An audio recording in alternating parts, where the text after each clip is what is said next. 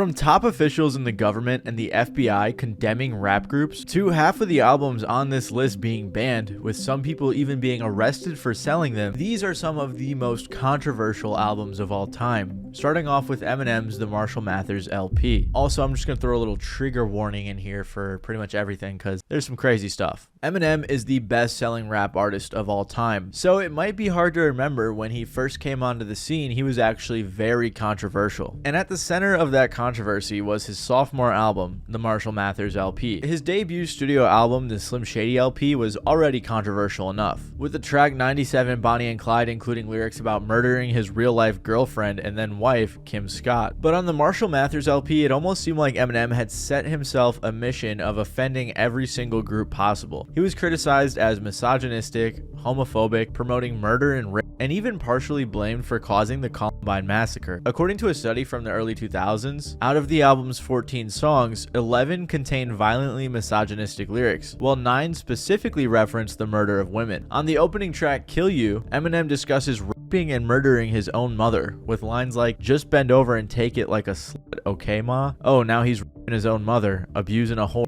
Meanwhile, the song Kim is a sequel kind of to Bonnie and Clyde, where he also discusses abusing his own child. The song says, "Daddy's so proud of you, sit down bitch. If you move again, I'll beat the shit out of you." This song was so graphic that on the album's clean version, instead of editing it, they just completely removed it. Some lines on the album were a bit too far for his record company as well. Kids and Columbine were both censored in the line, "I take 7 kids from Columbine, stand them all in line, add an AK-47 or a revolver." Eminem's mother was also suing him for defamation at this time, which he referenced with the line, "It doesn't matter, your attorney Fred Gibson's a F-slur," which was changed simply to say, "It doesn't matter, F-slur." But these changes on the clean version were not enough, and the album actually made its way to the upper echelon of the US government. Leading the charge was the future Second Lady, Leanne Cheney, the wife of Dick Cheney. At a Senate hearing, she not only combed through in detail all of the violent lyrics, but also said, "The time has long passed when we can shrug off violence in the entertainment industry by saying it's just a coincidence that Eric Harris and Dylan Klebold, the murderers of Columbine High, were fans of the shock rocker Marilyn Manson." Senator Joe Lieberman echoed these comments, blaming artists like Eminem for what he said was a culture of carnage that had led to Columbine. Eminem even hit back at her later. In Canada, the politicians actually went further, with Ontario's Attorney General trying to deny Eminem entry to the country, while another politician suggested that they might even arrest him for hate speech. His frequent use of the F-word also led to some of America's largest LGBT organizations calling for a boycott of his work. Somehow though, Eminem had the last laugh. Not only did the Marshall Mathers LP win Best Rap Album at the Grammys, it was the second best-selling album worldwide of 2000. As we will continue to see, if you've got the hits, it doesn't matter how much controversy there is, and sometimes it can even help, kind of like it did for the Sex Pistols. Even before their debut album's release, the Sex Pistols were a controversial group. Their concerts were infamous for frequently devolving into brawls where band members would attack the audience, which led to them being banned from performing in several parts of the country. They were also dropped from their label 2 times, both of which were for drunken and indecent moments. I think the craziest statement that shows just how controversial the group was before their first album even came out came from a counselor in London who said,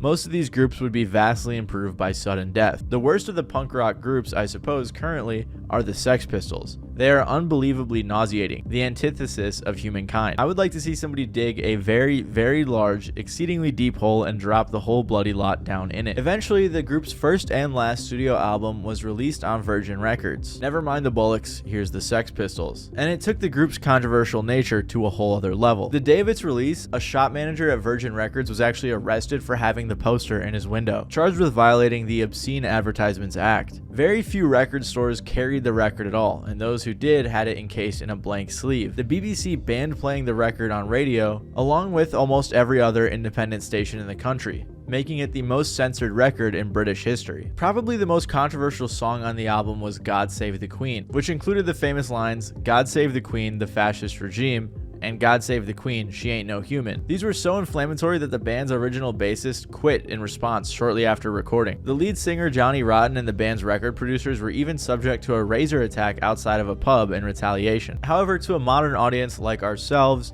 the most shocking track is probably Bodies. The lyrics had been based on Rotten's experience with a fan called Pauline. According to Rotten, she once showed up at a concert wearing nothing but a clear plastic bag holding onto an aborted fetus. This resulted in him writing the song Bodies with lyrics like, "In a packet in a laboratory, die little baby screaming, body screaming, bloody mess, not an animal, it's an abortion," followed by the chorus, "Body, I'm not an animal, mummy, I'm not an abortion." The track fades out with screams of mummy and the sound of a baby dying, which is very disturbing. Despite all of the controversy around it, Nevermind The Bollocks sold extremely well, debuting at #1 on the British charts, despite the fact that it was almost exclusively available at independent outlets. People still suggest that God Save the Queen would have gone #1 as well had the BBC not fixed the charts to keep it at #2. The problem was, as the guitarist Steve Jones said, "We're not into music, we're into chaos." Replacement bassist Sid Vicious didn't even know how to play his instrument. As a result, after a show in San Francisco, Rotten announced the band was disbanding, with this album being their only official release. And while the police may have gotten involved with the Sex Pistols, at least the FBI didn't, because the FBI decided to set their sights on NWA. NWA, standing for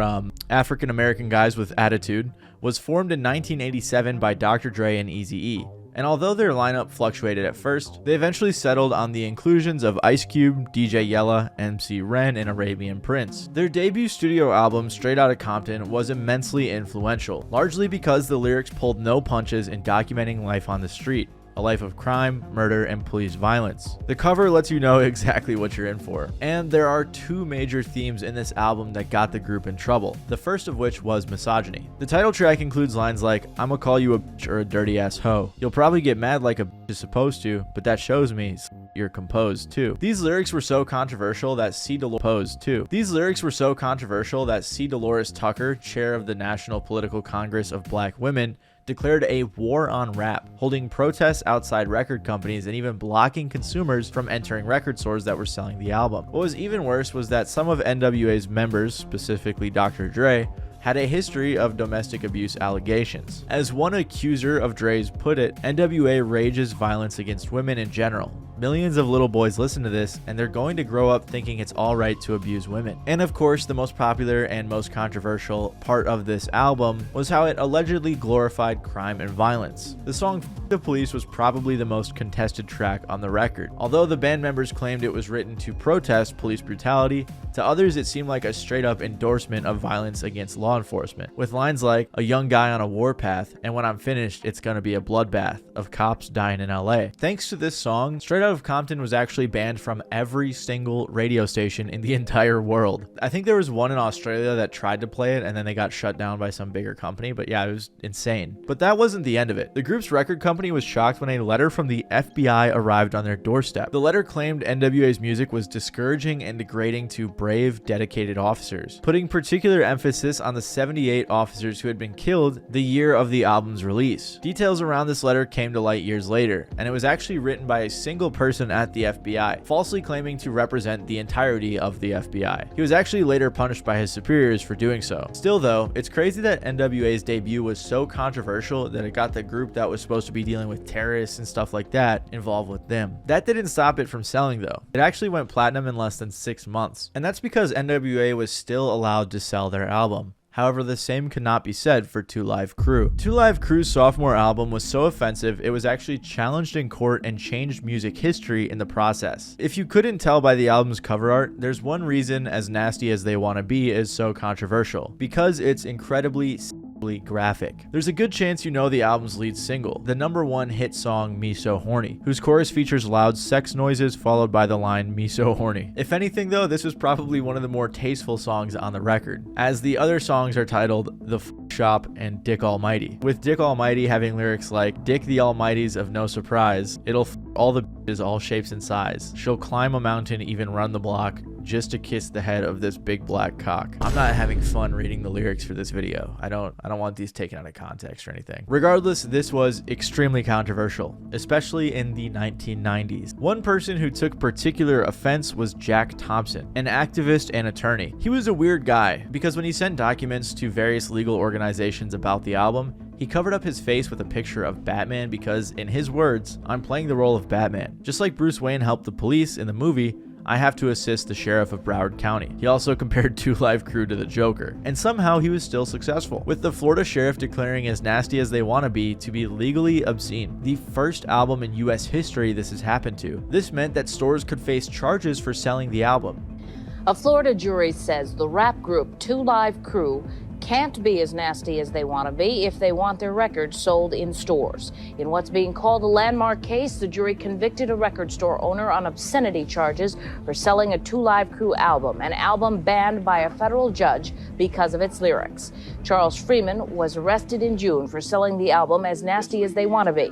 He insists his arrest violates the First Amendment right of freedom of speech and says his conviction is racially motivated. And only a year after its release, the band members were arrested after a concert in a strip club. As you can imagine, this was very controversial, with David Bowie declaring at a concert that, "I've been listening to the album by 2 Live Crew. It's not the best album that's ever been made, but when I heard they banned it, I went out and bought it. Freedom of thought, freedom of speech. It's one of the most important things we have." Journalist Christopher Hitchens described Thompson and the attorney as a pair of racist shitheads who should be told to right off. The band members decided to challenge this ruling in the 11th Circuit Court, and they ruled that since it was music with artistic value, it was protected by the First Amendment, meaning the charges were dismissed and the obscenity description was revoked. But this was only the first court ruling provoked by this album. After Roy Orbison sued the band due to the album's parody of his track "Oh Pretty Woman," the Supreme Court ruled that parodies were protected under the doctrine of fair use. As Nasty as They Wanna Be might not be the best album of all time, but we can thank it for vastly increasing the protections of music under the law. And nowadays, more sexually graphic music is pretty well accepted, but the same cannot be said for a lot of death metal. Death metal band Cannibal Corpse have been described as the human centipede of metal music, and this really reached a peak on their sophomore album. Probably the best explanation of why Tomb of the Mutilated is such a controversial album comes from Wikipedia's description of its lyrical themes: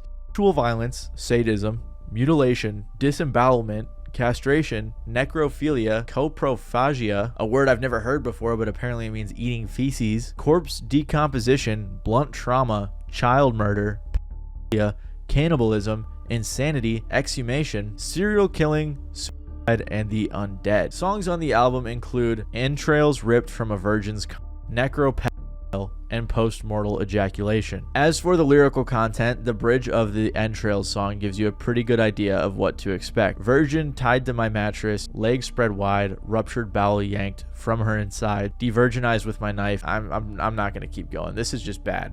I just can't read these lyrics. Their lyricist Chris Barnes described the goal with the lyrics, saying they were trying to make the listener feel like they're watching a horror film. He described it as insanity put to music and a madman's brain on tape. The bassist said he'd come up with the most vile, repugnant stuff and we'd be like, sure, why not? We were trying to make the most extreme and aggressive music we could, so why not have the most antagonistic lyrics too? One critic said that even owning the album made him feel like he should be put in protective custody. The album also includes references to real-world serial killers. The liner notes include quotes from mass murderer Albert Fish, while the song Addicted to Vaginal Skin begins with Genesee River killer Arthur Shawcross speaking. When this album came out, the reaction and controversy was pretty quick. Tomb of the Mutilated was banned entirely in Germany until 2006, while in Australia it was similarly banned before the ban was changed to a restriction of sales over 18. Which is still in place today. In the US, meanwhile, a Senate hearing saw witness Raymond Kuntz blame the violent rock music of bands like Cannibal Corpse and Marilyn Manson for the suicide of his 15-year-old son. And yet, the band members remain defensive. As the group's bassist put it, "We come from a standard middle-class American background. It's not like we're maniacs. People from outside the death metal scene get a little spooked sometimes because they just don't understand we're doing this just for entertainment. It's really ugly entertainment, but if we enjoy it and it's harmless, why not?" So yeah, this was a very controversial album, and maybe let me know in the comments below if you think that songs like these should really be put up there with the same category of horror movies, because I don't know, it's kind of weird. And surprisingly, this album didn't have as much pushback as you might think. However, this next one actually had the President of the United States getting involved.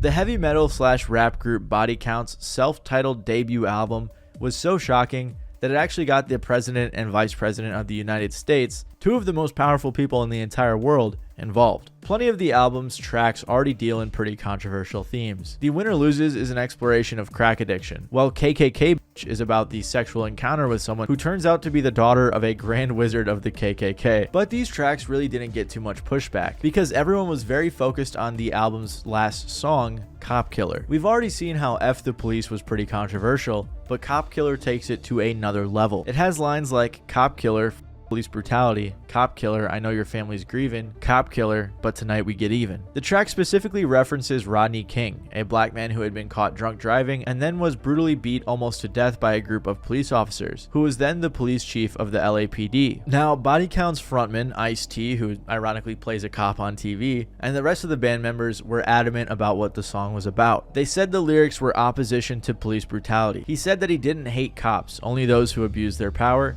describing the track as a warning, not a threat to authority. He elaborated in an interview with Rolling Stone, "We just celebrated the 4th of July, which is really just a national F the police day. I bet that during the Revolutionary War, there were songs similar to mine." And like I said, it's really funny that he went on to play a cop in Law and Order. None of these statements really made it through to the opposition of the song though, especially since in the first half of the year the song came out, 24 police officers had been killed while on duty. The late 80s and early 90s overall saw extremely high crime rates across the United States. As a result, the Texas Law Enforcement Association announced a boycott of all Time Warner products because of the song. 60 members of Congress also stated they would be joining the boycott. Numerous pension funds also announced plans to sell off Time Warner stock. At the time, Vice President Dan Quayle, the genius behind quotes like "If we don't succeed, we run the risk of failure," and President George H.W. Bush also got involved. Ultimately though, Ice-T ended up giving the critics what they wanted. Shortly after the album's release, he announced that future pressings of the record would not include Cop Killer, making the few copies that did pretty valuable collector's pieces. And while this record and all of its controversy is pretty old, Tyler the Creator just recently got in trouble again for his old album Bastard, and also Goblin. They're kind of interchangeable at this point. Early in his career, Tyler the Creator was an incredibly controversial figure who seemed to delight in pissing people off. He was pretty much just an extremely edgy internet kid. His thirst for controversy reached its peak in his first release, Bastard. The album begins with Tyler being suspended from class and sent to a therapist. He's initially reluctant to talk, but as time goes by and track by track, he goes deeper into his twisted mind. On the song 7, one of the first songs, he discusses his absent father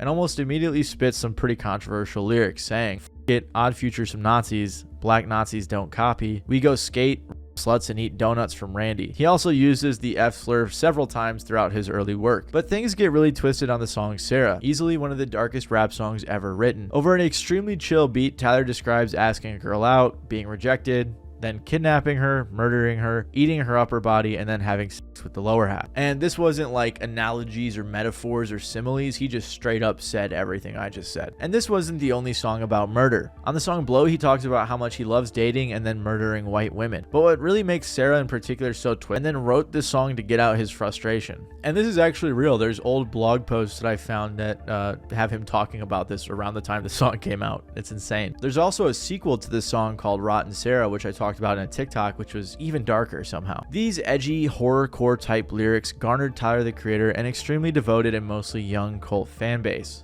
His following album, Goblin, was even bigger and more popular, but also had a ton of similarly controversial songs. Because of this, he had been invited to perform at a festival in New Zealand, but after protests from domestic violence charities, he was dropped. Even worse, the UK's Home Secretary, future Prime Minister Theresa May, banned him from the country entirely for 5 years, as his lyrics were deemed to encourage violence and homophobia. Tyler claimed that the ban was racially motivated, and he said he felt like he was being treated as if he was a terrorist. And yet, less than a decade later, Tyler is making soundtracks for kids' movies like The Grinch. As he matured in his music and personal life, it seems like his whole image was overhauled and he became this whole new person, and has since stayed mostly out of controversy, except recently when people were bringing all this old stuff back up, so it continues to follow him for his whole career. But at least thankfully Tyler wasn't actually killing people, because this next band was. Death metal band Mayhem's album De Mysteriis Dom Sathanas, I felt like I just casted a spell, which actually means about the mysteries of the Lord Satan in Latin, is the only album on this list that is not controversial because of its content, but because of the circumstances behind it. The music itself definitely was controversial, don't get me wrong, like the song Freezing Moon, which was intended to just make people kill themselves. But what really set Mayhem apart from all of these other artists and songs we've talked about in these albums is that they weren't just pretending to be or singing about being deranged